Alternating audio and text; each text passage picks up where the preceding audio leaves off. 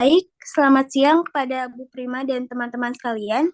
Pada kesempatan ini, kami dari tim Pro akan memaparkan argumen kami mengenai peran apoteker di masa depan, terutama dalam 20 tahun ke depan ketika teknologi dalam dunia kefarmasian diperkirakan akan semakin maju. Posisi yang kami angkat ialah meskipun teknologi akan semakin berkembang, peran apoteker sebagai tenaga kesehatan yang manusiawi tetap sangat diperlukan, vital, dan tidak akan dapat tergantikan. Seperti yang kami tahu, teknologi seperti kecerdasan buatan, robotik, dan sistem otomatisasi memang memiliki potensi besar untuk mempermudah berbagai proses dalam dunia kesehatan, termasuk dalam pengelolaan obat.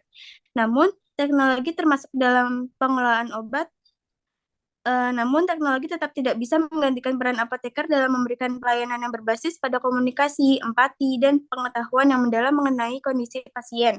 Sebagai calon apoteker, kita tahu bahwa kita tidak hanya berfungsi untuk memberikan obat, namun juga sebagai konselor, pendamping, dan penjaga keselamatan pasien. Seperti yang kita tahu, tugas utama apoteker itu memberikan informasi terkait penggunaan obat yang tepat, memberikan edukasi tentang efek samping, interaksi antar obat, serta memberikan saran medis yang sesuai dengan kebutuhan pasien. Aspek-aspek ini sangat bergantung pada hubungan manusia dengan pasien, sesuatu yang tidak bisa digantikan oleh algoritma ataupun mesin. Pasien tidak hanya membutuhkan obat yang tepat, tapi juga butuh pemahaman tentang bagaimana cara mengkonsumsi obat dengan benar, apa saja yang harus diwaspadai, dan bagaimana cara menghadapinya jika terjadi efek samping. Jika kita melihat faktanya, banyak desa kecil atau daerah yang belum sepenuhnya terakses teknologi.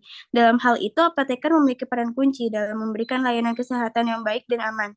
Meskipun teknologi dapat membantu proses distribusi informasi atau pengelolaan resep, tetap saja tenaga kerja manusia yang dimaksud ialah apoteker yang dapat memberikan perhatian khusus dan penilaian yang lebih konkret terhadap kondisi pasien. Hal inilah yang menjadi alasan apoteker harus tetap ada, tidak hanya dalam bentuk teknologi, tetapi sebagai tenaga kesehatan yang manusiawi. Kami yakin bahwa meski teknologi akan terus berkembang dan memberikan kemudahan dalam pekerjaan kefarmasian, apoteker tetap akan menjadi bagian yang tak dapat terpisahkan dari sistem kesehatan di masa depan. Karena secanggih apapun teknologi, tidak akan pernah bisa menggantikan interaksi manusia yang dibutuhkan untuk memberikan pelayanan yang aman, efektif, dan empati kepada pasien. Dan juga kami dari tim Pro memberi batasan bahwa kami pro terhadap adanya perkembangan teknologi dengan batasan teknologi tersebut tidak sepenuhnya menggantikan sumber daya manusia, yaitu salah satunya apoteker. Terima kasih. Baik, bisa lanjut kepada pembicara pertama dari tim kontra. Baik, terima kasih Bu Prima, tim Pro dan teman-teman sekalian. Saya Kafa sebagai pembicara pertama akan menyampaikan argumen kontra kami dalam masih dibutuhkannya apoteker dalam pelayanan kesehatan pada 20 tahun ke depan.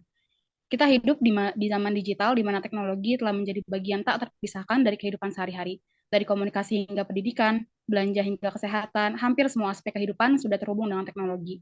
Penggunaan teknologi sendiri dalam berbagai aspek kehidupan ini sudah tidak semakin tidak terelakkan. Bila dilihat dari contoh pada sekarang, sudah banyak aplikasi-aplikasi telemedis seperti Halodoc yang sangat-sangat membantu dalam hal pelayanan kesehatan. Bagaimana dengan 20 tahun ke depan, di mana teknologi sudah semakin canggih atau advance, terutama di bidang kesehatan? Kami sebagai tim kontra berpendapat bahwa tidak diperlukan adanya profesi apoteker untuk melakukan pelayanan tradisional dikarenakan banyak apoteker yang melakukan kesalahan dalam pelayanan medis. Kami berpendapat bahwa dalam 20 tahun ke depan, telemedis dapat menggantikan beban kerja apoteker. Sebelum saya berbicara lebih lanjut, saya ingin menegaskan bahwa telemedis yang dimaksud di sini adalah telemedis yang menyerupai mesin pemesanan makanan yang ditempatkan di berbagai daerah di mana pasien bisa berkonsultasi secara langsung, melakukan dispensing, lalu ada telemedis seperti Halodoc yang memungkinkan konsultasi dalam jarak jauh, serta telemedis yang dapat memantau kondisi tubuh orang secara langsung seperti smartwatch yang bisa mengontrol bagaimana kondisi tubuh manusia ataupun dalam berupa aplikasi yang bisa mengirimkan sinyal bila terjadi adanya abnormalitas dalam tubuh dan mengirimkan bantuan. Selanjutnya, penggunaan teknologi telemedis sendiri sebagai pengganti peran apoteker dalam beberapa aspek pelayanan kesehatan memiliki potensi yang sangat besar untuk diimplementasikan. Dalam era digital yang serba cepat, telemedis seperti aplikasi konsultasi atau Halodoc menawarkan kemudahan akses bagi pasien untuk berkonsultasi dan mendapatkan informasinya mengenai obat-obatan tanpa harus hadir secara fisik di apotek. Dengan telemedis, pasien dapat melakukan konsultasi langsung dari rumah, sehingga menghemat waktu dan tenaga, terutama bagi mereka yang tinggal di daerah terpencil atau sulit dijangkau. Nah, kemajuan aplikasi telemedis ini telah memungkinkan pasien untuk bertanya mengenai dosis, efek samping, serta interaksi obat dengan nyaman dan cepat melalui konsultasi daring. Teknologi ini juga dapat mencakup sistem informasi obat otomatis yang selalu diperbaharui sesuai perkembangan ilmu farmasi, sehingga pasien mendapatkan informasi yang akurat dan up-to-date. Selain itu, telemedis juga memungkinkan integrasi data pasien dalam satu sistem yang dapat diakses oleh dokter, apoteker, dan tenaga kesehatan lainnya. Hal ini akan mendukung pemantauan kesehatan pasien secara komprehensif tanpa keterbatasan jarak, terutama bagi pasien dengan kebutuhan pengobatan jangka panjang atau mereka yang membutuhkan obat resep khusus. Dalam sistem telemedis yang terintegrasi, algoritma canggih akan dapat menilai riwayat medis, memberikan rekomendasi, bahkan mengingatkan pasien tentang jadwal minum obat, meminimalkan resiko kesalahan yang bisa terjadi karena kelalaian manusia. Nah, sistem ini juga dapat dilengkapi dengan analisis data untuk mengenali pola atau potensi masalah kesehatan yang mungkin terlewat dalam konsultasi tatap muka, menjadikan telemedis sebagai solusi praktis yang efisien. Maka dari itu, saya sebagai pembicara sekali lagi menegaskan bahwa tim kami berpendapat bahwa dalam 20 tahun lagi tidak diperlukan adanya profesi apoteker dan dalam hal pelayanan dapat digantikan oleh telemedis. Sekian, terima kasih. Kasiannya. Katanya tantenya yang sakit. Ya. Maaf. Baik, pembicara selanjutnya.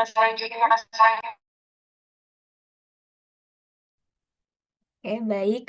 Saya izin melanjutkan. Pertama, mari kita fokus dulu pada daerah-daerah terpencil yang masih sangat bergantung pada interaksi langsung dengan apoteker. Nah, di wilayah-wilayah kayak desa-desa terpencil itu banyak pasien yang tidak memiliki akses yang cukup kan terhadap layanan kesehatan berbasis teknologi seperti aplikasi atau platform digital. Nah, mereka itu lebih memilih untuk berkonsultasi langsung karena alasannya itu mereka lebih nyaman dan yakin kalau misalnya ada apotekernya. Meskipun teknologi seperti aplikasi kesehatan dan chatbot itu dapat memberikan informasi mengenai penggunaan obatnya, teknologi ini juga tidak mampu mengatasi kasus-kasus yang lebih kompleks atau memberikan konsultasi yang sangat dipersonalisasi sesuai dengan kondisi individu pasiennya. Contohnya kayak misalnya seorang pasien nih ada yang memiliki riwayat alergi atau penyakit tertentu kayak misalnya diabetes atau hipertensi. Nah, mungkin itu tuh pasien tersebut membutuhkan penjelasan mendalam tentang interaksi obat atau penyesuaian dosis yang sangat spesifik. Nah, teknologi juga meskipun canggih, dia itu tidak dapat mempertimbangkan kondisi medis yang unik ini secara konkret dan memberikan solusi yang sesuai dengan konteks pasien tersebut. Nah, disinilah peran apoteker itu sangat vital, terutama di daerah-daerah yang belum sepenuhnya terjangkau oleh teknologi. Berdasarkan data dari WHO, nah ketidakpahaman pasien terhadap penggunaan obat yang benar itu dapat meningkatkan risiko efek samping dan bahkan kegagalan pengobatan. Nah, WHO ini mencatat bahwa kurangnya pemahaman tentang obat-obatan ini mengarah pada pengobatan yang tidak efektif dan memperburuk kondisi kesehatan pasien. Hal ini menunjukkan betapa pentingnya edukasi yang harus diberikan oleh apoteker secara langsung kepada pasien. Tanpa adanya bimbingan yang tepat dari apoteker, pasien juga mungkin tidak akan menyadari adanya interaksi obat yang berbahaya atau efek samping yang tidak diinginkan yang bisa berakibat fatal. Nah, kemudian menurut Undang-Undang Nomor 17 Tahun 2023 tentang Kesehatan, nah apoteker ini memiliki kewajiban untuk memberikan informasi, edukasi, dan konseling tentang obat kepada pasien. Selain itu juga, mari kita bicara tentang penjaminan mutu obat yang menjadi tanggung jawab utama apoteker. Walaupun teknologi dapat membantu dalam mengelola persediaan obat dan bahkan dalam proses distribusinya, tugas yang jauh lebih penting adalah memastikan bahwa obat yang diberikan sesuai dengan resep yang tertera dan memiliki kualitas yang terjamin. Teknologi bisa saja mengelola stok obat atau memindahkan data resep, tetapi tidak ada sistem teknologi yang dapat secara akurat menilai apakah obat yang diberikan itu benar-benar sesuai dengan kebutuhan klinis pasien atau tidak. Mengapa keahlian apoteker ini dalam verifikasi kualitas obat sangat diperlukan? Nah, apoteker ini memiliki keterampilan dan pengetahuan untuk memeriksa obat secara manual, memastikan bahwa obat tersebut tidak kadaluarsa, tidak rusak, dan disimpan dengan benar. Selain itu juga, apoteker berperan dalam memberikan informasi yang lebih personal kepada pasien mengenai obat yang mereka terima, memastikan bahwa pasien memahami cara yang tepat untuk menggunakan obat tersebut, serta mengedukasi mereka mengenai potensi risiko atau interaksi dengan obat lain. Dalam hal ini, meskipun teknologi bisa menjadi alat bantu yang sangat bermanfaat dalam efisiensi dan pengelolaan obat, teknologi juga tidak dapat menggantikan pemahaman, keterampilan, dan komunikasi personal yang dibutuhkan oleh apoteker dalam memberikan pelayanan kesehatan yang aman dan efektif. Tanpa kehadiran apoteker untuk memastikan bahwa semua proses ini berjalan dengan benar, risiko kesalahan medis atau pengobatan yang tidak tepat menjadi jauh lebih tinggi. Sekian, terima kasih. Oke, baik. Dari kelompok tim kontra, pembicara kedua dipersilahkan. Baik, terima kasih sebelumnya. Terima kasih kesempatannya dan terima kasih kepada tim pro atas pemaparan argumennya. Saya izin melanjutkan pemaparan argumen pembicara satu yang menyatakan bahwa 20 tahun yang akan datang tidak diperlukannya lagi profesi apoteker. Di masa depan dan di era digital yang terus berkembang, teknologi akan sepenuhnya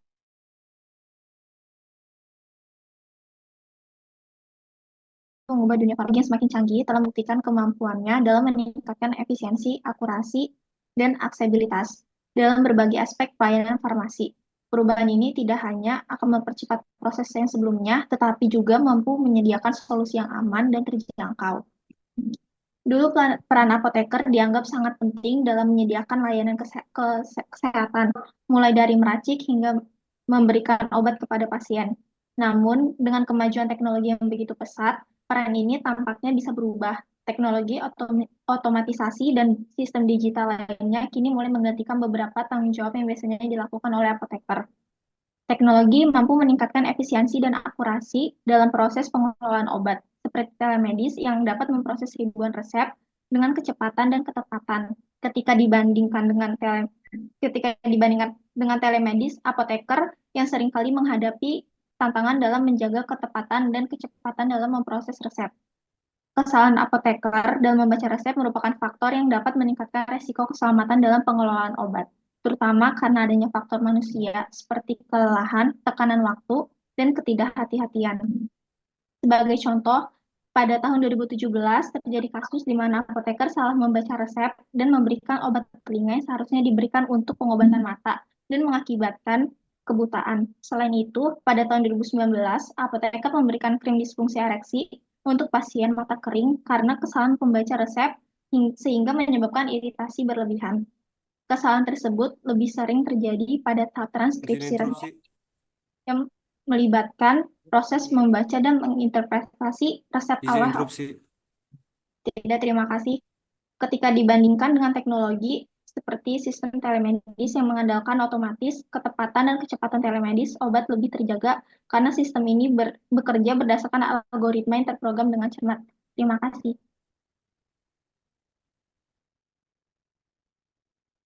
Oke, tadi masih ada waktu, ada interupsi, mau diterima atau gimana? Saya izin interupsi. Perkenalkan, saya Fathan. Saya dari kelompok pro sebagai pembicara 4. Di sini saya ingin eh, membantah pernyataan bahwa kalau izin konfirmasi kembali, apakah suara saya jelas sebelumnya? Jelas. Baik, saya ingin membantah pernyataan eh, tim kontra yang menyatakan bahwa em, jika apoteker itu dapat membahayakan pasien karena kesalahan-kesalahan yang mungkin timbul akibat kelalaian manusia sebagai pelayan kesehatan. Tidak dapat dipungkiri bahwa em, sebagai manusia kita tidak luput dari kesalahan dan itu tidak dapat dipungkiri. Makanya ada regulasi yang mengatur terkait hal itu, terkait kesalahan-kesalahan yang mungkin timbul. Di sini tadi tim kontra meng-highlight eh, menyinggung ada kasus kebutaan yang disebabkan oleh eh, pemberian obat oleh tenaga kesehatan. Di sini tenaga kesehatannya itu kita tahu bahwa dia nggak sesuai oleh eh, tidak sesuai peraturan yang tidak sesuai regulasi. Dia ngasih obat, tapi dia ngasih obat itu nggak sesuai. Dan itu tidak sesuai sama peraturan eh, yang yang apa yang ditentukan. Soalnya kan di peraturan itu di kasus itu yang ngasih obat itu kan bidan, yang ngasih bukan bidan, yang ngasih obat itu bukan apoteker.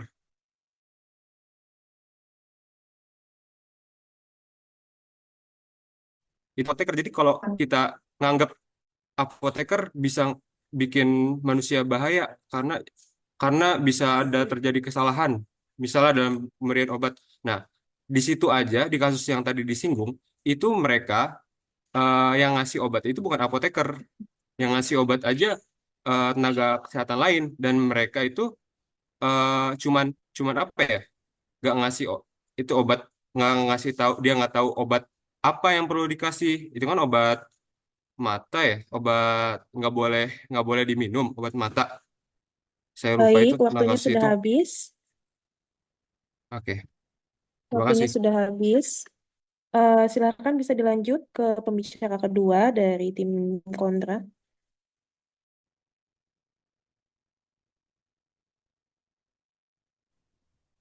Oh, izin menanggapi, Bu. Maksudnya pembicara ketiga dari tim pro ya, Bu?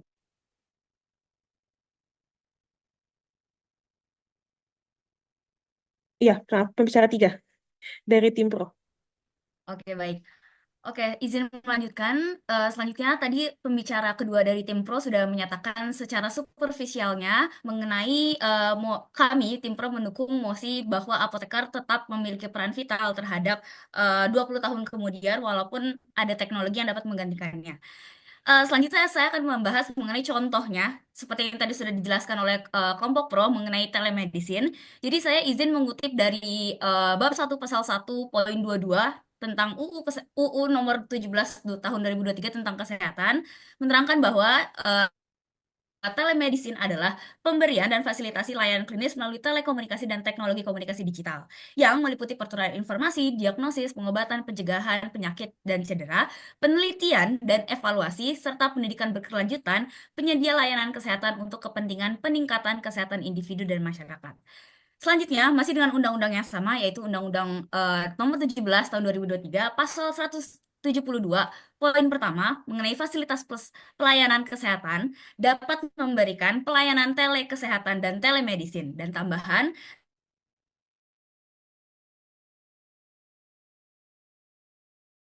dari Peraturan Fasilitas Pelayanan Kesehatan menjelaskan bahwa tugas dari fasilitas pelayanan kesehatan yang telah tadi disebutkan di UU nomor 17 tahun 2023 pasal 127, salah satunya adalah menetapkan sumber daya manusia dalam melaksanakan pelayanan telemedicine. Jadi mungkin izin menyimpulkan bahwa walaupun telemedicine sudah menggunakan teknologi, tapi dari undang-undang tersebut dinyatakan dengan jelas bahwa sumber daya manusia tetap masih diperlukan. Dan alasan-alasannya sudah dijelaskan dari pembicara kedua oleh tim pro kami. Selain itu, meskipun teknologi memberikan banyak Izin kemudahan, menyangga. salah satunya Izin menyangga. tidak terima kasih, sangat penting yang tidak bisa digantikan oleh mesin, salah satunya adalah personalisasi layanan. Mungkin tadi di sini belum di-state mengenai personalisasi layanan.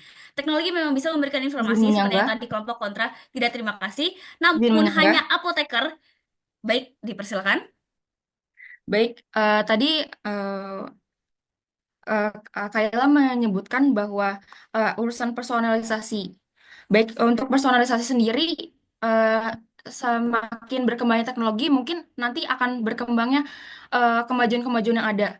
Seperti kalau misalkan personalisasi bisa bisa ada misalkan konselingnya itu seperti yang kita tahu saat ini hanya ada Halodoc di mana eh, itu hanya melalui chat. Dan seperti nanti 20 ke depan, kita tidak tahu bagaimana eh,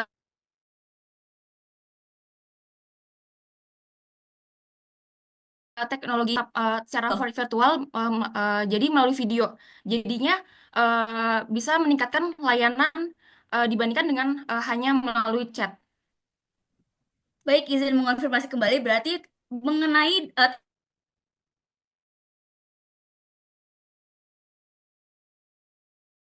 telemedicine memerlukan apoteker sebagai orang yang melakukan konsultasi. Jadi hal tersebut malah mendukung pernyataan dari kelompok kami bahwa kami tetap setuju apoteker merupakan hal yang vital yang ada untuk 20 tahun ke depan, karena walaupun Izin berupa interupsi. video berbagai telemedicine, dipersilakan. Mungkin maksud dari Nadira sendiri tadi untuk masalah personalisasi, karena ini kan kita konteksnya dalam 20 tahun ke depan ya. Jadi dalam hal konsultasi sendiri yang dilakukan bukan yang dilakukan oleh apoteker seperti video call melalui telemedis, tapi berupa AI atau artificial intelligence yang memang sudah memiliki database mengenai masalah obat-obatan.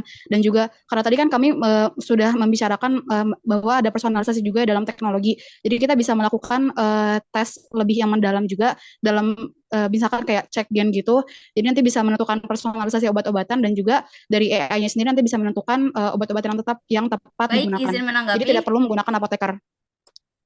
Oke, baik, izin menanggapi. Mungkin menambahkan juga mengenai pertanyaan yang tadi Fatan sudah sampaikan. Kalau misalnya kelompok kalian juga berbicara mengenai hal-hal kesalahan, tentunya kalau misalnya mendukung pertanyaan dari kelompok pro kami, tentunya teknologi juga tidak luput dari kesalahan. Karena teknologi pun yang membuat adalah manusia. Dan salah satunya kalau misalnya kita berbicara dengan telemedicine yang memang terkait dengan fasilitas kesehatan, pelayanan obat dan lain-lainnya, yang membuat itu juga bisa apoteker. Jadi kayak tetap peran vital apoteker tidak akan tergantikan walaupun adanya teknologi, karena yang membuat teknologi tersebut bisa jadi seorang apoteker. Mungkin itu dari saya. Mungkin izin melanjutkan juga mengenai hal yang personalisasi layanan. Jadi kalau misalnya dalam komunikasi jarak jauh, apoteker tetap menjadi sosok yang memastikan bahwa pasien benar-benar memahami apa yang mereka konsumsi, bagaimana cara penggunaannya, serta efek yang mungkin timbul. Izin Sehingga menyanggah. mendukung pembicara, terima kasih. Mohon maaf, waktunya sudah Baik, Ibu. habis.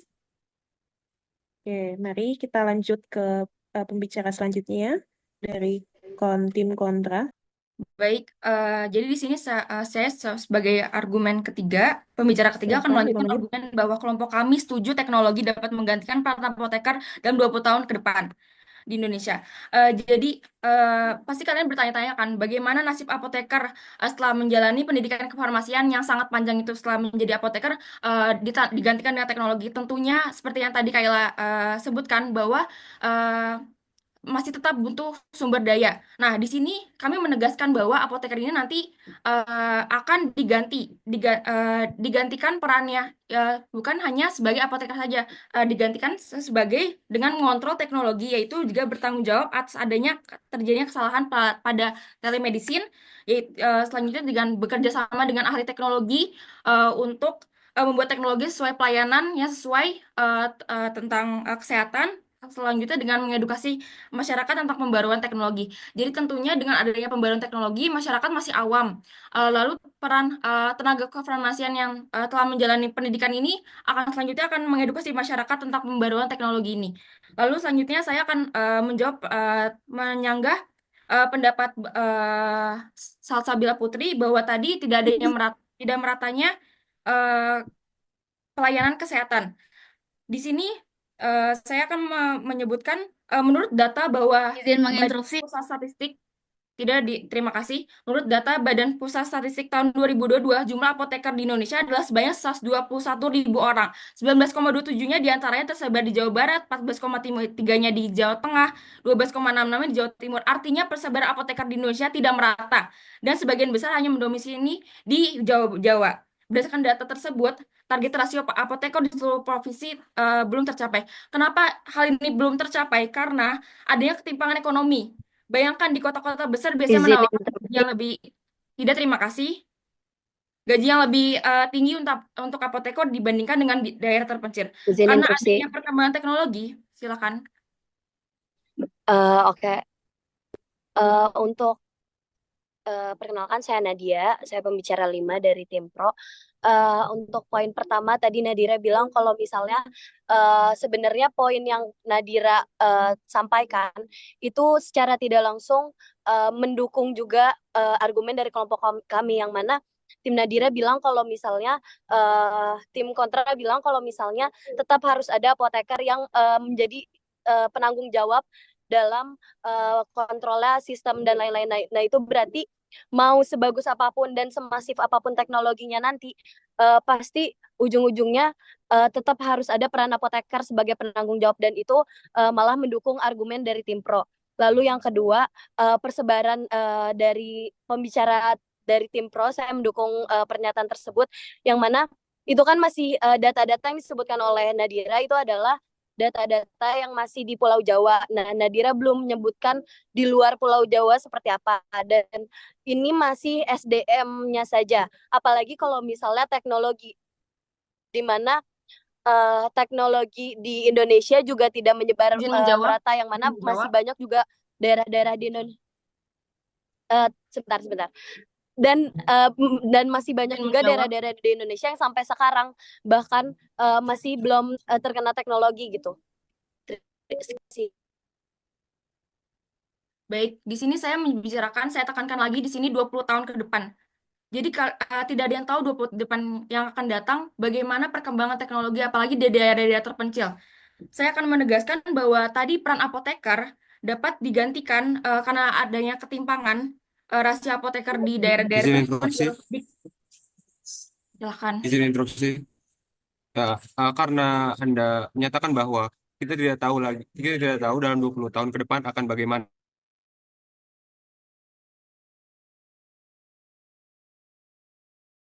Karena berarti penyampaian apakah teknologi Indonesia udah sangat masif dan Izin menjawab. apabila sangat masif juga, apakah bisa 100% digantikan oleh teknologi? Berarti kan pasti masih ada penanggung jawabnya, apoteker penanggung jawab yang Izin mengatur menjawab. sistem-sistem tersebut. Izin menjawab. Baik, di sini saya tekankan lagi. Dimaksud dengan dijelaskan di UU tugasnya apoteker adalah melakukan dispensing konsultasi. Nah, di sini peran apoteker ini tugasnya bukan sebagai apoteker. Jadi tugasnya dia tidak melakukan dispensing konsultasi dan lain-lain. Namun tenaga kefarmasian telah melalui pendidikan akan melakukan pelatihan di mana mereka akan membuat teknologi ini sehingga dapat dipakai untuk kesehatan seperti itu. Lalu jika tadi Nadia Fiardini menyebutkan di daerah-daerah di luar Jawa, malah justru di luar-luar Jawa itu apoteker sangat minim. Nah, misalkan kita berbicara dengan berbicara dengan Baik, mohon tentang maaf, harga. waktunya sudah habis. Ya, nanti kita lanjut ya beberapa saat lagi di pembicara yang keempat dari tim kontra kali yang keempat ya. Apakah sudah hadir?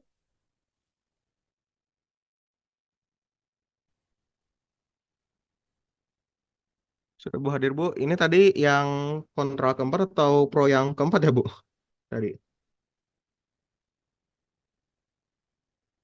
Terakhir itu tadi Nadira pro atau kontra?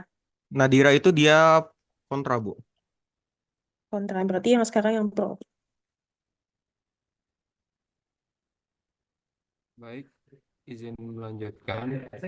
Bapak saya Fatan, saya pembicara 4 dari kelompok pro.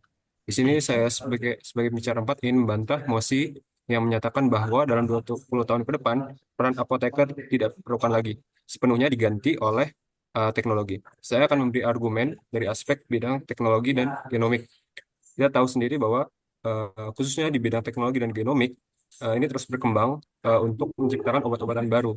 Dan jelas bahwa di sini membutuhkan teknologi. Namun, untuk memanfaatkan potensi dari bidang teknologi dan bioteknologi dan genomik, diperlukan pemahaman yang mendalam tentang prinsipnya dan hal ini yang menjadi kompetensi apoteker dalam bidang bioteknologi dan genomik ini.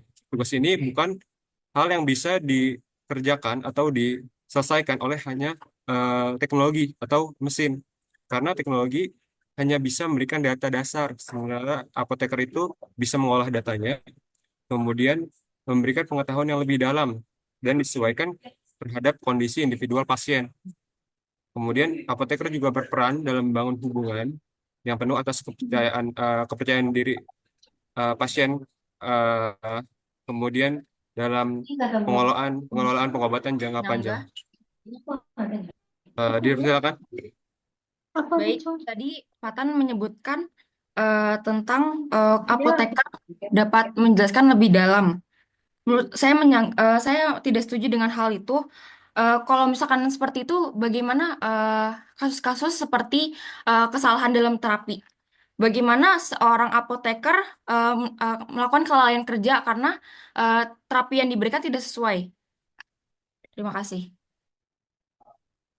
Terapi yang tidak sesuai, maksudnya bagaimana? Jika ada terapi yang tidak sesuai, apakah dengan teknologi dapat memberikan terapi yang sesuai? Terapi yang sesuai itu ditentukan dengan evidence base. Dengan evidence base, kita nentuin dengan praktek kita, jadi penelitian kita. Jadi manusia yang melakukan penelitian, apakah terapi ini sesuai atau tidak. Jadi kalau ada kesalahan pemberian, itu adalah kesalahan dari, bukan kesalahan manusia. Karena kalau kita tanya teknologi, Izin menyanggah, tanya kita, bagaimana maksudnya kita, kita bukan tanya, kesalahan manusia? saya izin jawab dulu. Jadi kalau kita tanya teknologi, misalnya gini, kita tanya teknologi, apa obat diabetes untuk pasien dengan kita sebutkan dasar-dasar. Dia akan menyebutkan obat diabetes dari atas ke bawah yang cocok. Nah, yang cocok itu kita bisa tahu dari evidence based learning. Kita tahu dari rumah sakit pemberian obat untuk pasien seperti ini berdasarkan rumah sakit apa. Begitu kan? Jadi kita tahu itu dari uji yang kita lakukan, dari manusia melakukan uji, dan uh, teknologi hanya Izin interupsi. mengumpulkan data-data. Dipersilakan. Maksud dari personalisasi yang dimaksudkan oleh kelompok kontra kami adalah kami tadi kan sudah menunjukkan ya bahwa dalam 20 tahun ke depan, ini masa 20 tahun ke depan teknologinya ini tuh sudah bukan yang kita tanya kayak sekarang kayak kita Google apa obat diabetes nanti akan keluar, tapi bukan seperti itu. Tapi yang teknologi yang dimaksudkan adalah teknologi di mana tadi saya sudah sebutkan di awal bahwa ada integrasi data antara riwayat medis pasien dengan AI yang terdapat pada telemedis yang disediakan oleh pemerintah. Nah ini sendiri, jadi kalau misalkan mereka datang, misalkan mereka ingin membeli obat terbaru dan mereka ingin melakukan konsultasi obat bebas, misalkan obat bebas saja, mereka bisa melakukan secara diberikan obat secara tepat karena mereka AI-nya ini memiliki riwayat medis yang bisa menentukan pilihan obat yang tepat. Jadi bukan seperti teknologi yang digunakan sekarang. Mohon maaf. Izin menanggapi. Iya, Oke, baik. dipersilakan. Saya akan memberikan contoh mengenai antibiotik. Misal, suatu pasien terkena resistensi karena rumah sakit tertentu. Dan kalau kita juga tahu bahwa resistensi dari antibiotik itu berbeda setiap rumah sakit. Dan teknologi tidak memiliki kemampuan tersebut. Mungkin tadi sudah disebutkan oleh tim pro bahwa perannya vital apoteker tetap dibutuhkan karena bisa personalisasi terhadap pasien tersebut. Jadi mau dari resistensi rumah sakit tertentu, apoteker bisa menganalisis tersebut, sedangkan teknologi tidak. Karena dari Kava yang sebutin tadi hanya disebutin mengenai riwayat medis. Artinya kalau misalnya hal-hal yang baru terjadi pada pasien tersebut, misal tadi resistensi antibiotik karena rumah sakit di sini, AI juga tidak bisa melakukan hal-hal tersebut. Makanya peran vital dari apoteker tetap diperlukan. Izin menyanggah. Oke, Iya, mohon maaf, dipersilakan. waktunya sudah habis. Waktunya udah habis untuk yang kelompok dari pembicara keempat. Kita lanjut ke pembicara keempat dari yang tim kontra.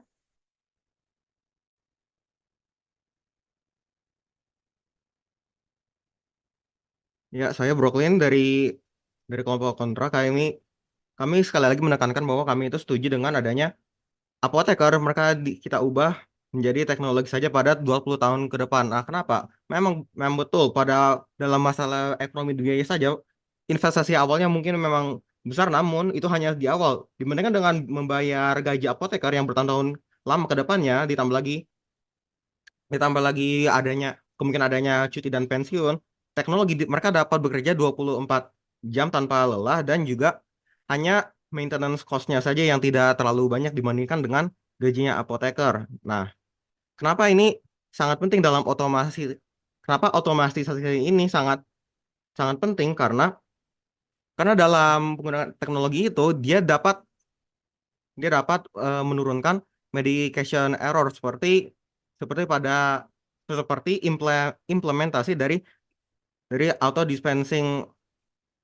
drugs dispensing machine yang diimplementasikan pada rumah sakit Bethesda tahun 2015. Nah, implementasi dari ADM ini dia telah menunjukkan data bahwa dispensing error turun sebesar 15%.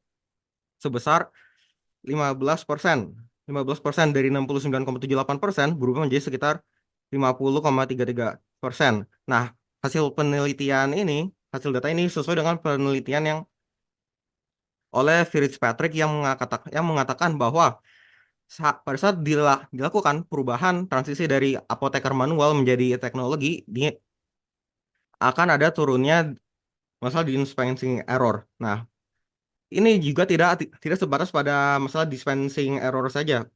Nah, pada zaman sekarang itu terdapat banyak metode untuk diagnosis dan juga self diagnosis kesehatan. Salah satunya itu adalah AI chatbot. Contohnya adalah AIDA yang dapat digunakan untuk mengidentifikasi gejala-gejala penyakit gejala-gejala penyakit untuk menentukan apakah ini penyakitnya merupakan kronis, akut atau sangat parah sampai harus Izin menyanggah. ya silakan. Baik, untuk tadi ya kayak misalnya kalau misalnya kita bahas, oke, misalnya dispensingnya bisa aja error.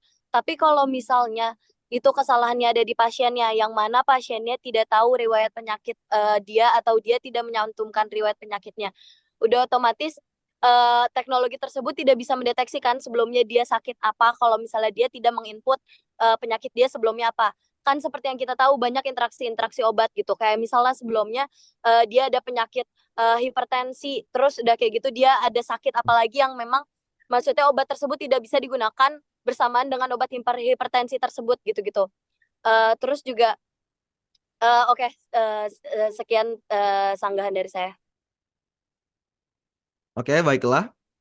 Baiklah, saya tampung dulu. Nah, dalam urusan memasukkan riwayat tadi itu tuh, sebenarnya itu sistem untuk otomatisasi patient monitoring secara real time sudah ada. Seperti contohnya itu tuh adalah Apple Smartwatch atau heart rate monitor dan alat untuk mengukur data darah secara real time itu pada saat ini sudah ada dan datanya dapat diberikan langsung kepada apoteker dan dokter secara langsung. Nah, sehingga itu baru zaman ini saja, itu belum 20 tahun ke depannya lagi. Nah, selain dari posisi rumah sakit, perkembangan teknologi juga dapat mempercepat dan mempermudah research dan development dari obat-obat yang lama atau obat-obat yang akan datang dan Izin interupsi. ya lanjut. Ya, silakan. Oke, di sini saya mau menegasin bahwa kami mendukung adanya perkembangan teknologi di bidang kesehatan. Tapi kami mendukung jika teknologi itu berselaras dengan peran apoteker sebagai tanggung jawab atau sebagai supervisi dari dari teknologi tersebut. Kami tidak mendukung bahwa teknologi itu 100% menggantikan peran apoteker.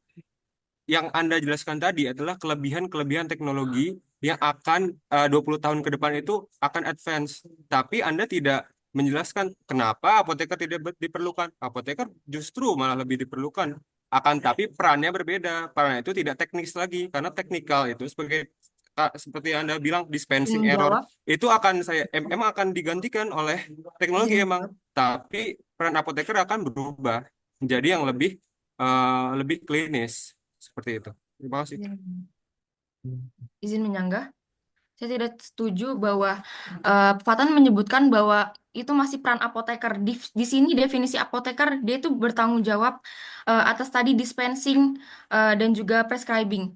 Saya tidak setuju bahwa nanti perannya apoteker masih adanya peran apoteker. Jadi di sini saya menegaskan bahwa tenaga kefarmasian yang sudah menjalani pendidikan sampai akhir apoteker dialihkan tugasnya. Jadi bukan sebagai apoteker lagi. Sini saya menekankan. Silakan dilanjutkan, Brooklyn. Ya, baiklah. Izin juga untuk menyanggah dari tadi. Kan tadi seperti kata Fatan, ini bagaimana bila data yang diambilnya salah. Nah, kita tahu sendiri bahwa data-data itu mereka diambil juga bukan secara manual, tapi melainkan juga menggunakan teknologi. Ya, mohon maaf, waktunya sudah habis. Kelihatannya seru banget ya. Kayaknya akan seru banget kalau misalnya diadakan luring nih. Oke, baik. Karena kita sudah masuk ke pembicara kelima, jadi minta tolong untuk pembicara terakhir itu menyimpulkan terkait dengan tema debat kita di siang hari ini. Silakan kelompok pro, pembicara terakhir. Baik, saya sebagai pembicara 5 dari tim Pro, kami menegaskan bahwa uh, kami tidak setuju dengan peran apoteker yang digantikan 100% oleh teknologi. Dan kami menegaskan kembali bahwa kami mendukung akan adanya perkembangan teknologi dan yang pastinya dalam 20 tahun ke depan akan sangat masif. Tetapi apakah masifnya teknologi tersebut bisa menggantikan 100% peran apoteker? Kami menegaskan bahwa kami menolak hal tersebut.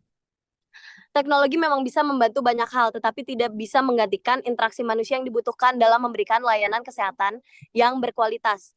Apoteker itu memiliki tugas dalam edukasi, konseling, dan pengawasan yang sangat dibutuhkan oleh pasien. Nah, dengan peran apoteker yang digantikan 100%, makin banyak lagi masalah teknis atau bisa jadi adanya malfungsi sistem yang dapat terjadi dalam teknologi tersebut kalau misalnya tidak ada pengawasan dari manusia. Dan to be specific itu tidak ada pengawasan dari apoteker. Misalnya dalam pengelolaan resep atau distribusi obat secara digital. Kesalahan dalam input data atau kegagalan sistem itu bisa terjadi atau kesalahan pasien dalam mencantumkan riwayat penyakit. Yang mana kita tahu bahwa sampai sekarang pun masih banyak pasien-pasien yang belum melek akan kesehatan dirinya sendiri, yang mana dia masih belum tahu bahwa sebelumnya dia punya penyakit ini dan penyakit ini harus dicantumkan gitu. Lalu dalam situasi seperti ini, apoteker itu sebagai profesional kesehatan yang terlatih itu diperlukan untuk melakukan verifikasi manual, dan ini harus tetap ada meskipun teknologi berkembang semasif apapun, dan memastikan bahwa semua prosedur dijalankan dengan benar atau regulasi dijalankan dengan benar. Tanpa pengawasan manusia, kesalahan ini dapat berakibat fatal. Tanggung jawab tetap berada di pihak apoteker, karena apabila semuanya diganti oleh teknologi, berarti tidak ada lagi orang yang bertanggung jawab akan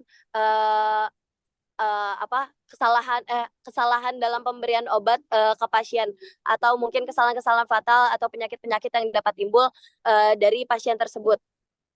Teknologi ada hanya untuk support dan memudahkan apoteker. Namun kami menegaskan kembali bahwa teknologi tidak akan pernah menggantikan peran apoteker tersebut. Oleh karena itu, masa depan kefarmasian tetap memerlukan apoteker yang berkompeten untuk menjaga keselamatan pasien dan kualitas pelayanan kesehatan. Sekian kesimpulan dari tim Pro. Terima kasih. Oke, terima kasih.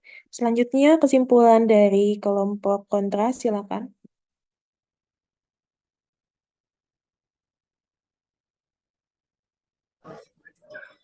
Baik, di sini saya sebagai pembicara kelima akan menyampaikan poin kesimpulan dan menegaskan kembali argumen yang disampaikan oleh rekan-rekan saya.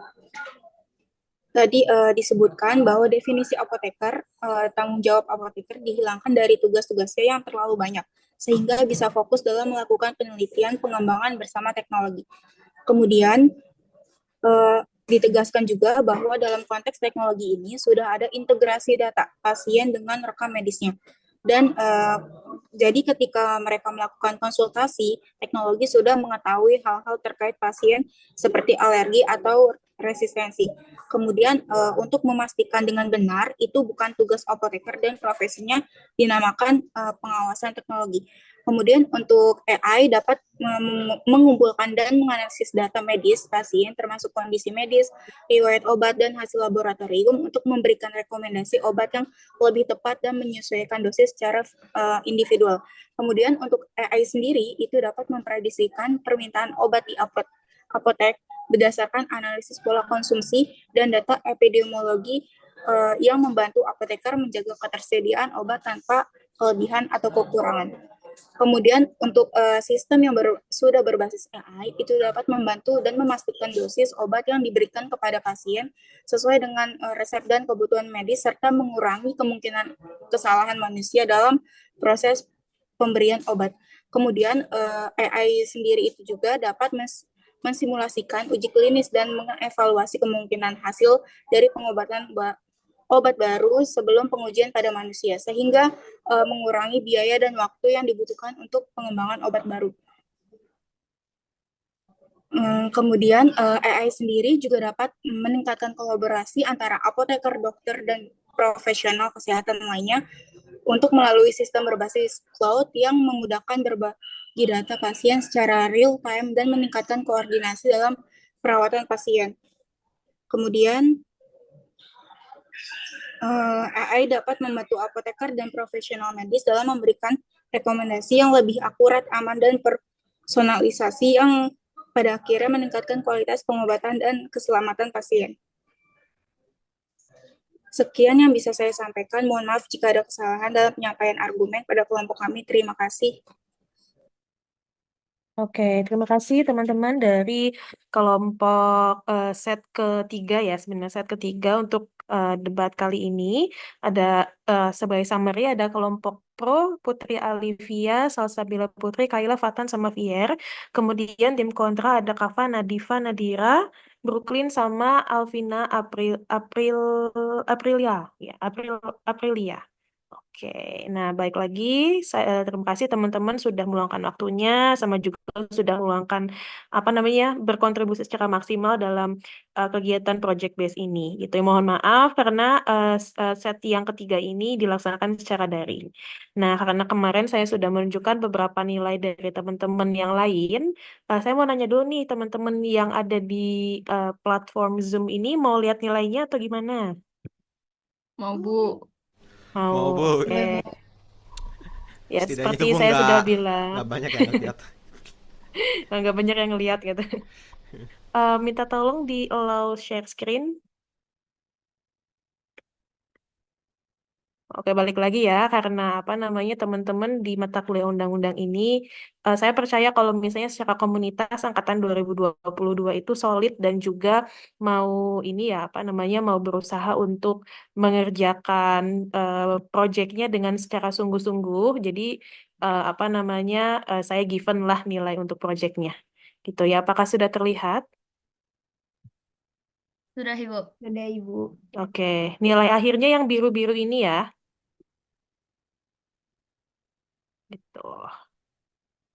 Oke. Baik, Ibu. Terima kasih banyak, Ibu.